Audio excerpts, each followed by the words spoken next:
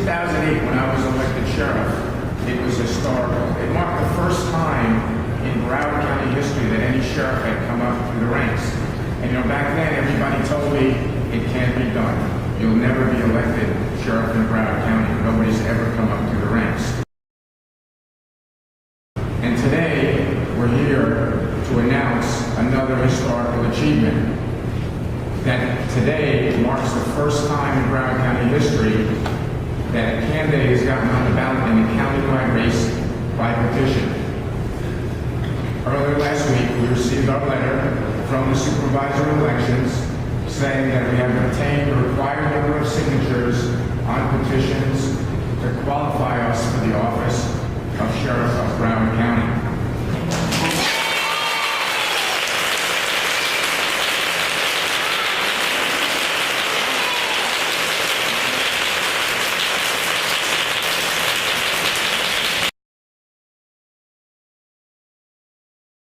Couldn't be done, and we've proven that it can be done. I am really humbled that we were able to achieve this.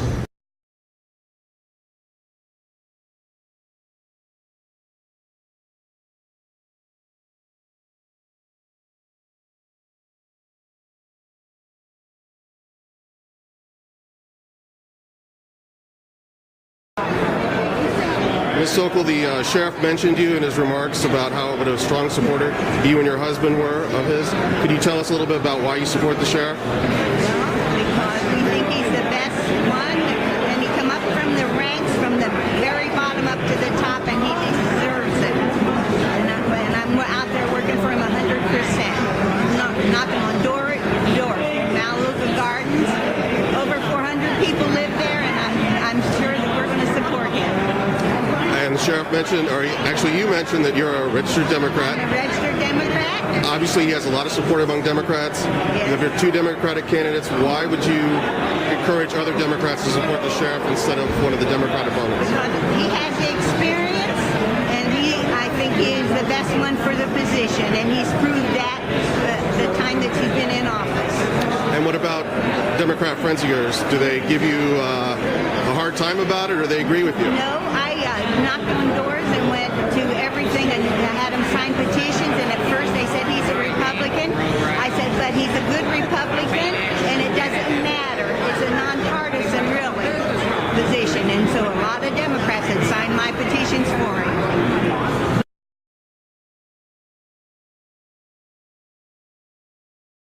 Obviously, February 14th was a tragic day in Broward County.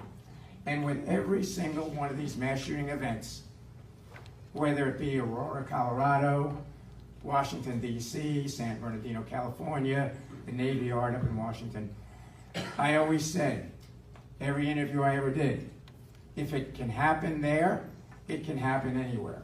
If it can happen there in Sandy Hook Elementary School in Newtown, Connecticut, it can happen in Broward County.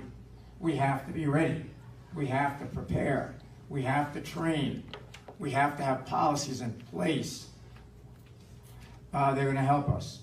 And unfortunately, that premonition on February 14th sadly came true, because it happened to us right here in Broward County. I can tell you, during my time as sheriff, every time there was one of those incidents, we tried to learn from them. We sent detectives to the scene, to the agency, to Connecticut, to Aurora, Colorado. We got them on the phone. What did they learn? The chief of Aurora, Colorado, that was the Batman movie, where the shooting in the movie theater. Well, Dan Oates, was the chief there. He's now the chief in Miami Beach. And we had reached out to him. What can we learn from these incidents? And every time there was one, I made it a point. We're going to send folks there. We're going to get them on the phone. We're going to learn what they learned so that we could put it in place in Broward County to try to avert that or help us should we have one of those incidents. And I'll give you some examples. The biggest thing we learned from Aurora, Colorado was when the call went out, everybody from surrounding areas, all the law enforcement, showed up at that movie theater. to the point where the roads were so clogged with police cars, they could not get ambulances in to rescue the victims. So they had to transport victims in the back seats of patrol cars, not where you want to transport a victim of a shooting to a hospital. You want them to have the best care possible in an ambulance with a paramedic. Well, that did not happen. And they learned a lesson, and that's one thing we took. When you respond to these things, you have to make sure that you have points of ingress and egress, so you don't happen that. In Atlanta, there was a courthouse shooting where a suspect got a hold of a deputy's gun and started shooting people in the courthouse. The judge in the courtroom got on the phone and said, have an active shooter in room 614 in the courthouse. Everybody ran to courtroom 614. There was nobody there. What we learned from that incident, that judge was in that courtroom temporarily. He was not in 614, his courtroom. He was in courtroom 409. But instant kicked in. He said, I'm in room 614, and there was a delayed response. So, you know, when I came back from that, actually, we had one of their people came down, Miami-Dade PD had sent people to Atlanta. We met with them. The one thing they did, you know what they did? Simple. And this is what I did in the old courthouse. Put the courtroom number, not just on the outside of the courtroom, put it on the inside, above the door. So automatically something happened, you know what courtroom you're in. I mean, that sounds pretty simple, right? But nobody ever did that. One of the things we learned from Newtown in Connecticut at Sandy Hook, they couldn't lock their classroom doors. The teachers could not lock the doors. There was no locking mechanism. The classrooms had glass side lights on the side of the classroom door. And so we looked at that and said, you know what? We have to recommend to the school board that we need to retrofit these schools with locking mechanisms, so if it happens, the teacher can lock the door. Now, we had a lot better success with the private schools, and the charter schools in Broward, than we did with the public schools. Obviously, that's a cost item, but something as simple as that, and we learned that from talking to the people who experienced it. And we were able to learn from every one of these tragedies. And that's what I always looked at. What can we learn from these tragedies? Well, everybody talks about, okay, at Stoneham and Douglas. Do you go in? Do you not go in? I can tell you the old protocol was the old protocol. And people say it was pre-Columbine, post-Columbine. I think it was after Columbine. But the old protocol was you secure the perimeter and you wait for the SWAT team. Because SWAT had the training, they had the equipment, they had the tactics necessary to be able to deal with an active shooter. But when seconds count, you have to react. These shooter incidents, active shooter incidents, they're over in 5 minutes. A SWAT team is going to be a half an hour. So we decided, and this is nationally, not just in Broward, we decided on a national protocol to say we are going to go in. We have to confront the shooter as soon as possible. Because again, they're over in 5 minutes. I can tell you, we studied every one of these shooting incidents nationwide. There's 4 ways that these things end. 4 ways. You can study them all. There's only 4 ways. 1, the police kill the shooter. 2, the shooter flees. The shooter surrenders, or the shooter commits suicide. Only 4. And every one of those 4 scenarios about how you end one of these things, it's all dependent on confronting the shooter as soon as possible. It's not about waiting a half an hour. It's not about setting up a perimeter and waiting for SWAT. It's going in immediately and confronting the shooter. Again, only 4, and every one of them involves confronting that shooter immediately. Okay, so that new protocol was, on the active shooter, we are going to go in, first guy on the scene makes an assessment, and you're going in. Now we train optimally. It's nice to have 4 officers, because there's tactics that we built in that you can have 4 officers is optimal. But if you get there and you're the only one, and the threat is still going on, and put it this way, if you hear gunshots, threat's still going on. And when seconds count, you have to be in there, because every one of those gunshots is a potential victim. And so if you don't have 4, we've made it clear to people, you go in. If you're by yourself, you go in. Every police academy that I spoke at, every new set of deputies that I swore in, one of the things I always left them with was this: there is going to come a time, there is going to come a day where you're going to have to collect your paycheck. February 14th was one of those days. It was time to collect your paycheck. And you can go 22 years, you can go 20 years, you can go 25 years, you can go 30 years, and you may never see one of those days. But when that day comes, you better be ready, because that's what you pay us to do. It's time to collect that paycheck. You pay us to do that. That paycheck comes from you, and there is an obligation. And so to say, well, you know, I gave him a badge, I gave him a gun, I gave him the training, but that's all I can do? I'm sorry, that doesn't fly. That does not fly. Okay? This is about making sure that everybody knows what they need to do. It comes time to collect that paycheck. And again, February 14th was one of those days. And I'm sad that this happened at an agency that I served at for 35 years.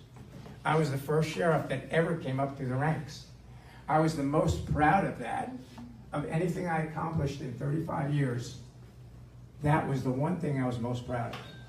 That I was able to start in the jail in 1977 and work my way up through the ranks. And you have to convey to everybody that, you know, comes a time you have to collect your paycheck. And I left every group of deputies I swore in with that message. And you can't say I'm not responsible, because I could tell you, you'll be in for a rude awakening when that first lawsuit is filed. Because guess what? Your name is going to be on the top of that lawsuit. I was sued by an inmate who didn't like the food in the jail. Oh, well. I didn't buy the food. I didn't cook the food. I didn't serve the food, but I got sued. Because when you're the sheriff, you're responsible. You're responsible for everything that happens in that organization. Leadership 101, Chapter 1, Paragraph 1, the sheriff is responsible. And you have an obligation to make sure everybody under you knows what they need to do.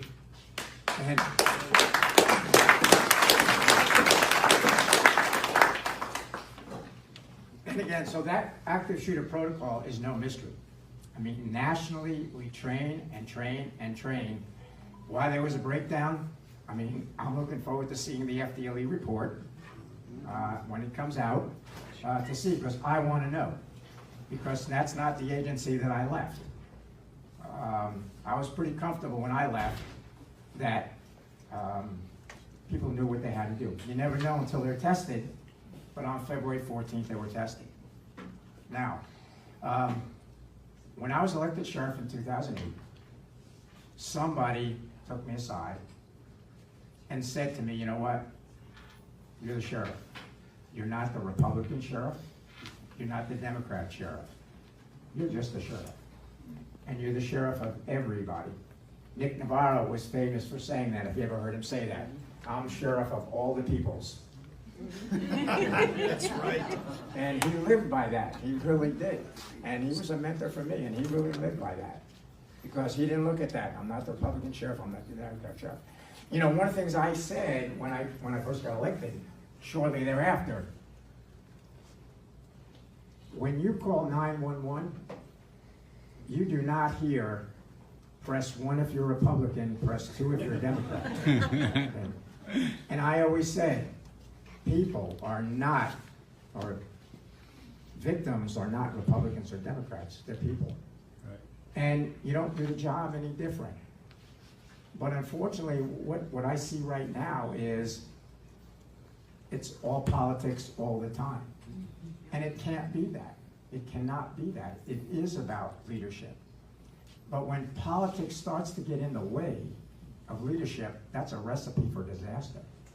And one of the things I proposed, and people thought I was crazy for doing it, why is it Republican or Democrat? Why shouldn't it be nonpartisan? 7 counties in Florida have made it nonpartisan. And you know, I got great support from the Republican Party in Broward. Did. Even though I was Republican, everybody thought that made sense. In Palm Beach County, when it was put on the ballot, it passed like 78% of the people voted for it. Well, what does that say? They understand that. The average person understands that. So, you know, maybe it's a time out of this that will surface again. And that would be one of the things that I would like to see. Because I can tell you, I never looked at it, you know, there's a Republican way to do this or a Democrat way to do this. There's one way to do it, and it didn't matter to me about any kind of party label. And you know, when you see what's going on, it saddens me, because that was an agency I gave 35 years, almost 36 years of my life to that agency. It was the only job I ever had, real job other than the military. To see the constant back and forth about that agency, it hurts me, it hurts those people in the back that are here with me. But I'm saddened that we couldn't do something for those 17 people. The 3 teachers that were there, they were really heroes. When you read about what they did, you know, as human shields, and the 3 or 4 students, those ROTC students that held our door closed, I can imagine what they were going through. And that's something that none of our kids should ever have to go through that, really. And you know, hopefully there'll be some takeaways from this. But I can tell you, you have to be willing to accept responsibility. Can't say it's not my responsibility, because we don't elect the sheriff to say it's not my responsibility.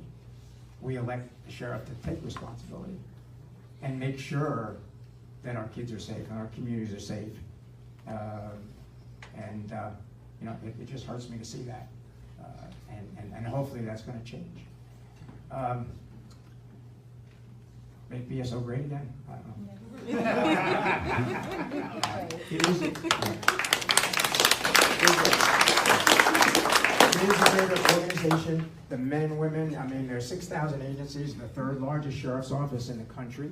Really? There's a lot of great men and women that work there. They're dedicated. But it takes leadership at the top to make sure they know what to do. They're not out there on their own. You got to make sure they're not out there on their own, and they do know what to do, and you have to give them the support that they need to be successful. So, Kevin, Jay, everyone else, thank you for inviting me. I do. And we'll do a little bit of Q&A, and since I'll come back to you in a second.